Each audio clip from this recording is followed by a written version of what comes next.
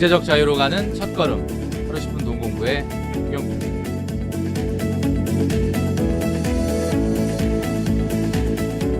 네, 여러분 반갑습니다. 오늘 이 시간에는 이젠 성취형 여가 생활로 보복 소비를 예방해보자 라는 내용으로 말씀드리겠습니다. 시작하기 전에 먼저 구독과 좋아요, 알람 버튼까지 꾹 눌러주시면 좋겠습니다. 자, 지난 시간에 이어서 이번 시간도 전주에 올려드렸던 영상 중에 이제 인트로 뮤직에 약간의 저작권 문제가 있다고 이 녹화해 드리고 있습니다.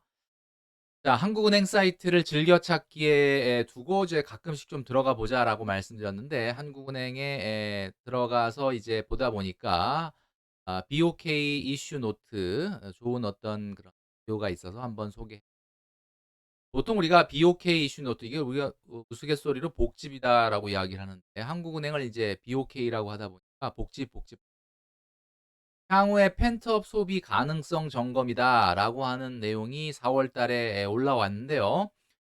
펜트업 소비라고 하는 것은 지난 영상에서 말씀드렸던 것처럼 우리나라 표현으로 하면 억눌렸던 소비, 소비되지 못했던 잉여소득을 소비하는 것을 우리가 펜트업 소비다라고 얘기합니다. 이게 번역이 좀 잘못되면서 보복 소비다 이렇게 이제 우리가 이야기를 많이 하게 되는데, 사실 이 보복 소비라고 하는 것은 심리적으로 억눌렸던 것을 좀 내가 소비하면서 푼다 뭐 이런 내용이기 때문에, 엄밀히 말하면 이 펜트업 소비와는 좀 다른 거다라는 거죠. 그러니까 사실은 펜트업 소비의 원래 의미는 쓰지 않고 남겨놓은 돈이 있는 사람만 쓰는 것을 정확하게 얘기하면 펜트업 소비다라고 말할 수 있습니다. 자, 이렇게 이제 2020년도에 소비되지 못했던 금액, 그러니까 한마디로 말해서 이연된 소비, 이런 것들이 이제 분출되면서 전 영상에서도 말씀드렸지만은 물가 상승의 압력이 높다라는 말씀을 드렸습니다. 세계 주요 국가의 자기 저축률도 보면은 2020년도에 굉장히 증가한 것을 알 수 있죠. 그러니까 지금 펜트업 소비에 동참하는 분들은 사실은 작년도에 저축해 놨던 것을 소비하는 겁니다. 그러니까 지금 작년에 전혀 소비가 늘지 않았다라고 하면 어 그냥 사회적 분위기에 보복 소비라고 하는 어떤 그런 분위기에 휩쓸리면 절대 안 된다라는 말씀을 드리는 거죠. 그래프를 보면 주요 국가들은 다 2020년도에 저축률이 늘어났고요. 처분 가능한 소득이 늘어났죠.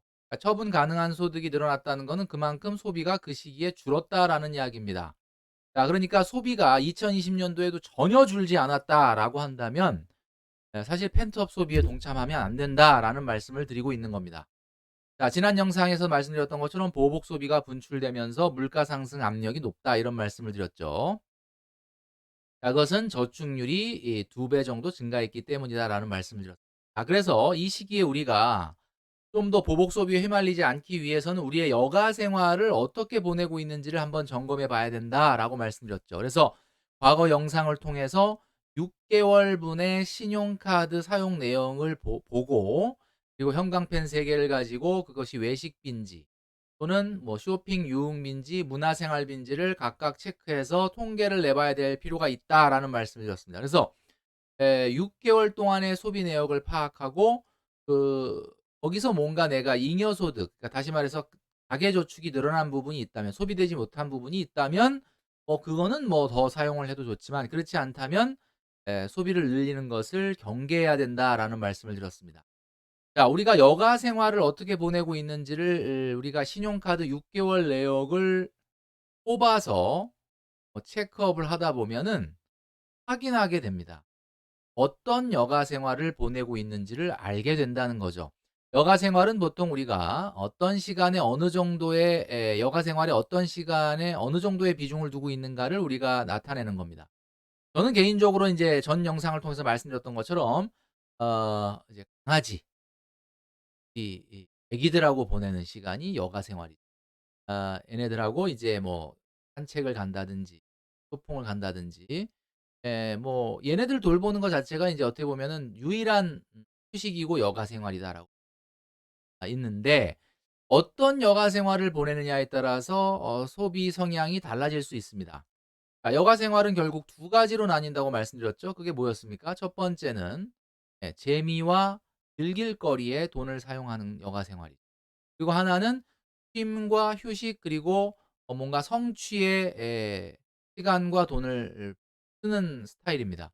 뭐 예를 들면 쇼핑을 한다든지 또는 뭐 맛집을 방문한다든지 또는 뭐 놀이공원을 방문한다든지 이렇게 뭔가 경험과 체험과 즐길 거리, 놀 거리 이런 것들 재미의 뭐 마치 무한도전을 찍는 것처럼 이런 것은 우리가 재미와 즐길 거리로 여가 생활을 보내는 거라고 말씀드렸고 그다음에 이제 쉼, 책 읽기, 공원 산책 그리고 뭐 나름대로 뭐 등산이나 트레킹을 하는 이런 것들은 휴식과 성취의 여가 생활을 보내는 거다라는 말씀을 드렸습니다.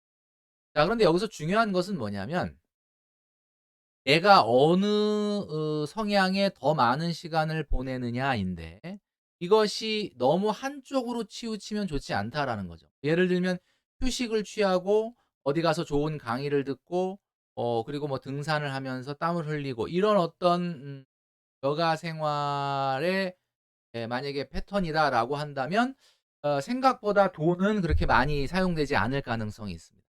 그런데 그렇지 않고 만약에 재미와 즐길 거리다라고 한다 그러면 굉장히 돈이 많이 소비가 돼요. 근데 이 성취와 재미의 가장 큰 차이는 뭐냐? 둘 다 재미를 추구하는 거죠. 성취도 어떻게 보면 큰 의미에서 재미죠. 성취라고 하는 재미를 느낄 수 있죠. 그러나 가장 큰 차이는 뭐냐? 그것은 바로 고통의 차이다라는 거죠. 그러니까 내가 성취는 나의 땀과 노력이 좀 들어간 여가 생활이고 재미와 즐길 거리는 그거보다는 땀과 노력이 좀 덜 들어간다라는 거예요. 그래서 가장 중요한 것이 성취형 여가 생활로 패턴이 바뀌게 되면은 소비는 상당히 소비 지향적인 습관이 좀 바뀌게 된다라는 거예요. 물론 뭐 재미와 우리가 즐길 거리를 전혀 하지 말아야 된다라는 내용은 아닙니다. 다만 밸런스 있게 가져가야 된다라는 것을 우리가 생각해야 되겠죠.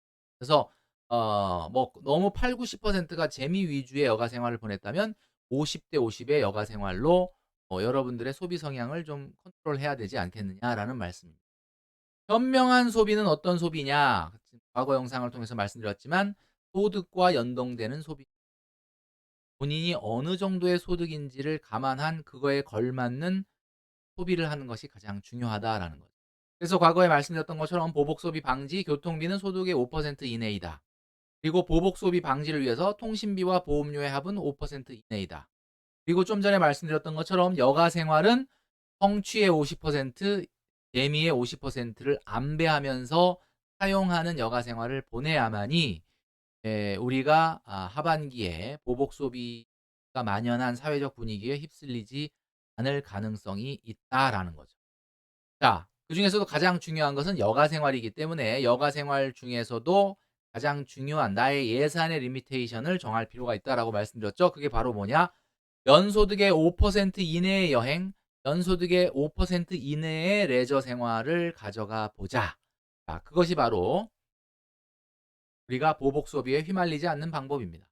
자, 2020년 코로나로 소비가 절감된 금액이 있다면 당연히 그것은 소비가 가능합니다. 그렇지만 그렇지 않다면 평상시와 똑같은 예산 설정을 가지고 말씀드린 대로 소비하시는 것. 보복 소비는요, 보복 소비가 아니라 남은 소비의 여력이다라는 것을 꼭 기억하시면서 오늘 배운 동공부 정리하면서 저는 물러가도록 하겠습니다.